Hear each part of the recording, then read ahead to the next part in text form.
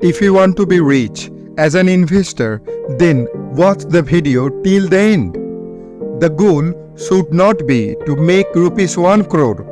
The goal should be to grow your money faster than inflation.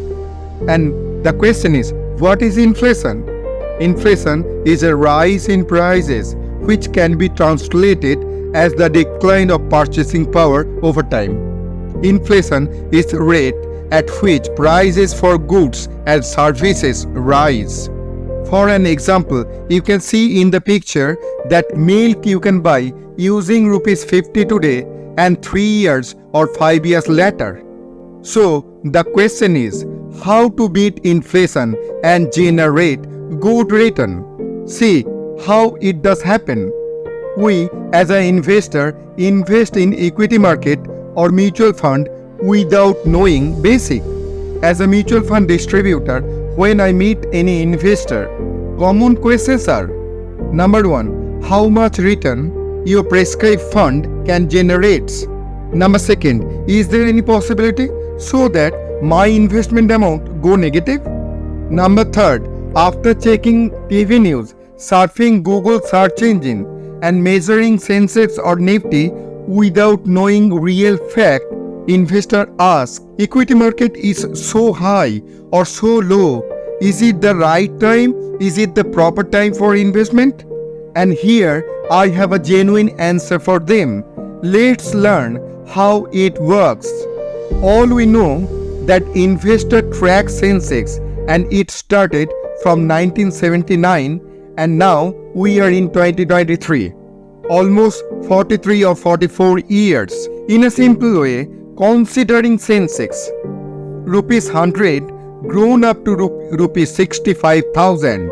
It means Sensex deliver 15.8 or almost 16% return, which means rupees 1000 invested turn into rupees 65,000 and rupees 10,000 invested turn into rupees 65 lakhs. When you say 16% return, people do not actually calculate the value, but rupees 10,000 turned into rupees 65 lakhs can easily understandable.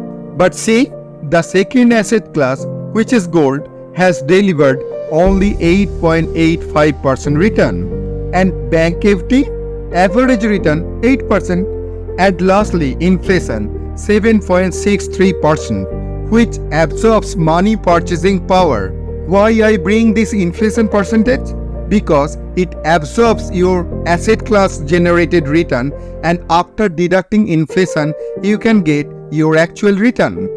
So bank FD average return 8% and inflation 7.6%. So the real return is 0.40 paise. And in where we have our highest investment. You know that bank FD is also taxable. So if I add tax, then the return is negative. And if you constantly invested in bank FD during last 40 years, then your purchasing value must be in negative.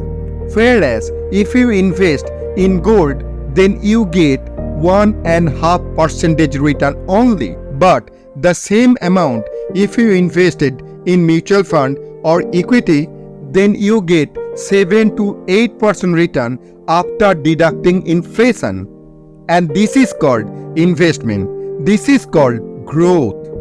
So investment is that where your purchasing power increases, and only equity or equity mutual fund can generate that.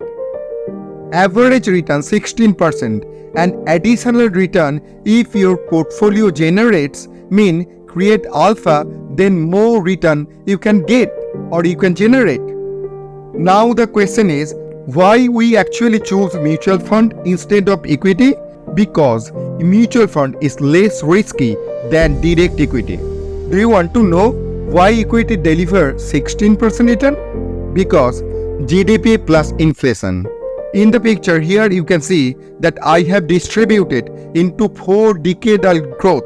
Lower one is real GDP, which is 5.6%, and total mean including inflation which is nominal GDP, and the nominal GDP is 14.2%, and country's growth measure as nominal GDP. When we talk about finance, capital market, economics, then we invested and use in nominal GDP term. And if you look at India's nominal GDP, then 14% average return if you consider last 40 years. So, nominal GDP and capital market returns are almost same. So, what return market delivered? And that is nominal GDP plus 2% additional. And mutual fund generates additionally 2% return. Here, the customer asks, that is the past return, past performance. What about the expected return for future? Here, my question is, do you think that India is progressing?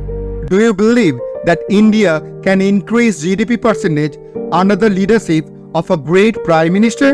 And next question, what is your expected GDP and inflation for coming future? Suppose GDP 8% and inflation 4%. Or if nominal GDP double-digit cross, then market can grow 14% and mutual fund 16% due to active fund can generate alpha.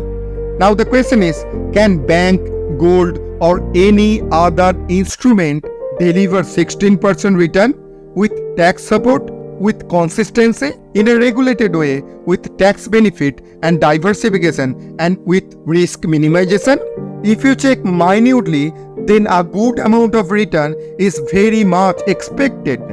In 2023, we celebrated 75 years of our independence and took a resolution that from 2023 to 2040 is India's Amrit Kal.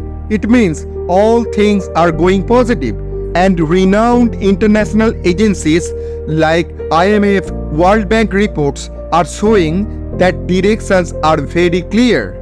IMF said in an article that 2023 India's economy 230 lakhs crore and next 5 years it will be doubled.